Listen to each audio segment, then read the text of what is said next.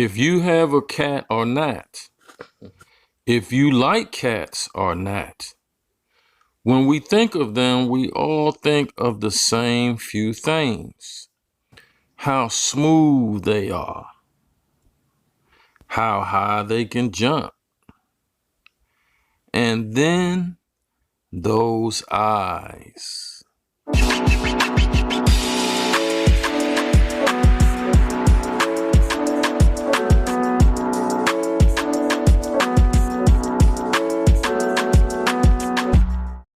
You are now rocking with the Cool Cats and me, the D.E.V.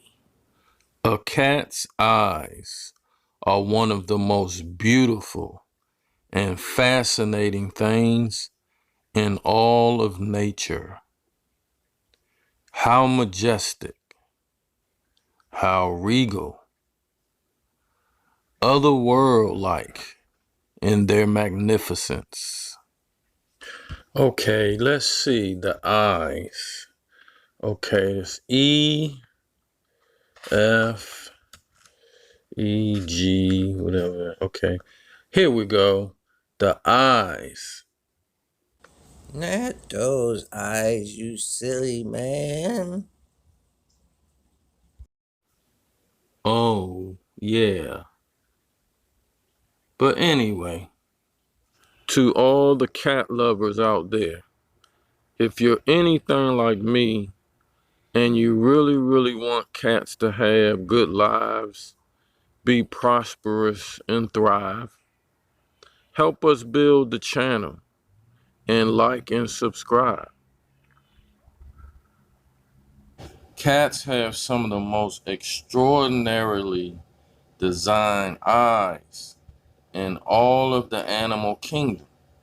Like most predators that hunt at night, also known as nocturnal predators, nature has designed their eyes in a special way. The pupil is the adjustable opening of the eye that controls the amount of light that comes into the retina. The retina in the back of your eye is what sends images to your brain so that you can see. People have circular pupils. The pupils dilate or open up to allow more light into the eye, and they contract to allow less light into the eye. A cat's pupil has the ability to be both circular and vertical, which we would call, the slit eye. We'll touch on why that's important in a bit, but the cat's pupil has the ability to expand 135-fold compared to humans, which can only expand 15-fold. That's a major difference. By their pupils being able to expand to this degree, it allows way more light into the retina, thus their ability to see in the dark, where we cannot. So it's a beautiful day out here today. Actually, it was warmer than this. Temperature has actually dropped a little, but it's still nice. The weather is changing around these parts. Wherever you are out in the world, I am on the East Coast of the United States, Maryland to be specific. We call this area the DMV because Maryland, DC, and Virginia are all kind of connected. It's a tri-state area. I can go 15 minutes in one direction and be in DC and go 15 or 20 minutes in another direction and be in Virginia. It's crazy. But you know, the weather's starting to break. People are starting to want to get out and about. You see people moving around more. I'm chilling today outside, enjoying a couple of crabs.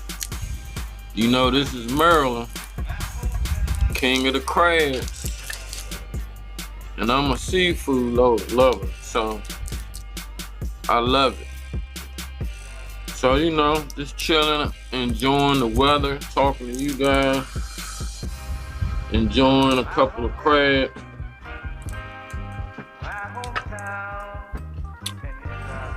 And an adult beverage or two.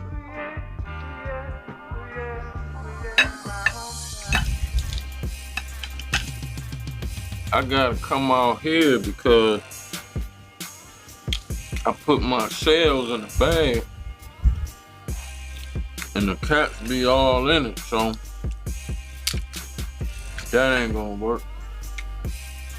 The vertically slit pupil in a cat's eye is able to contract and dilate more so than a circular pupil.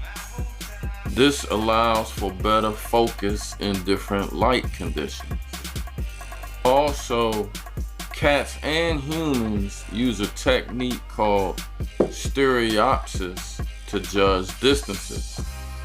Now, smaller pupils are better for judging distances. The cat's slit-like pupil in his eye is both wide and small at the same time because of its shape, which gives it an insane depth perception and ability to judge distance. This is used in pouncing and capturing prey. It's also used jumping on your dresser. Another major point about a cat's eyes is they're just cool. Now, I've never seen an alien before, except, you know, the way they're portrayed on TV. But a cat's eyes look almost alien-like, you know? Cool, right? No, wait a minute. Wait a minute. I take that back. I did meet an alien before. It was only once, though. It was a blind date in '08. Let me get it straight. You know when you see a cat's eyes glowing in the dark? Well, that's the extra light, as we discussed, that can come into their pupil. And then it's reflecting off of the, well, it's a technical term, but the bottom line, it's a layer behind the retina of tissue that reflects light like a mirror. Huh? What do you mean?